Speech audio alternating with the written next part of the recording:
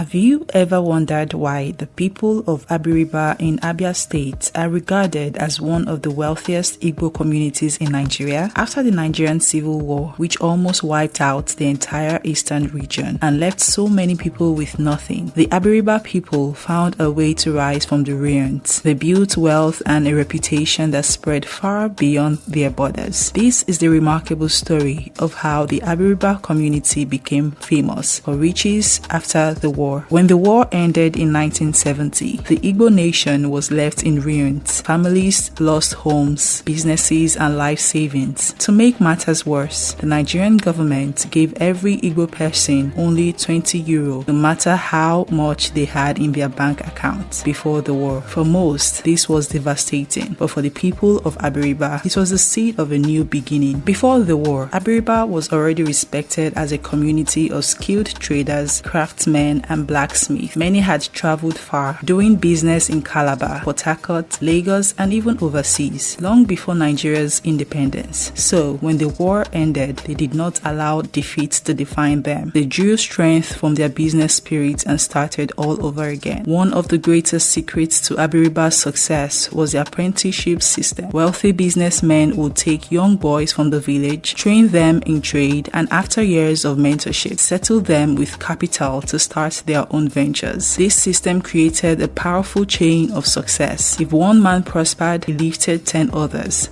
Those 10 would go on to empower many more, multiplying wealth across the community. It is often said that in Abiriba, poverty is shared but wealth is multiplied. After the war, many Abiriba men moved to major cities like Lagos, Aba, Port Harcourt, Onitsha, and even beyond Nigeria's shores. They opened shops, traded in textiles, electronics, spare parts, building materials, and virtually everything that could bring profit. Bit by bit, one shop became two became 10, and soon, Abiriba businessmen were controlling entire markets. But what made their wealth even more unique was their commitment to community. No one succeeded alone. Each success story poured back into Abiriba through the building of schools, hospitals, roads, and grand houses. They sponsored relatives to learn trades, travel, and build businesses. That is why today, Abiriba is filled with massive mansions and is often nicknamed Small London. So how did Abiriba become so wealthy after losing everything? By refusing to give up, by embracing the apprenticeship system, by expanding aggressively into business, and by ensuring that prosperity was built as a community rather than just as individuals. This story shows us that wealth is not just about money, it's about unity, resilience, and the determination to rebuild after loss. The Abiriba people turned 20 euro into thriving empires, rose from the ashes of war, and became one of the richest Igbo communities alive. Today, Abiriba is home to some of Nigeria's most successful businessmen, politicians, and philanthropists. The town boasts one of the highest concentrations of millionaires in the country. Among them are Senator Oji Uzokalo, Chief Emmanuel Adelu Omen, Chief Kalu Idika Kalu, Chief Onwonka Kalu, Chief Uchechukwu Oga, Prof. Anya O. Anya, Chief David Onu, and so many global influence in the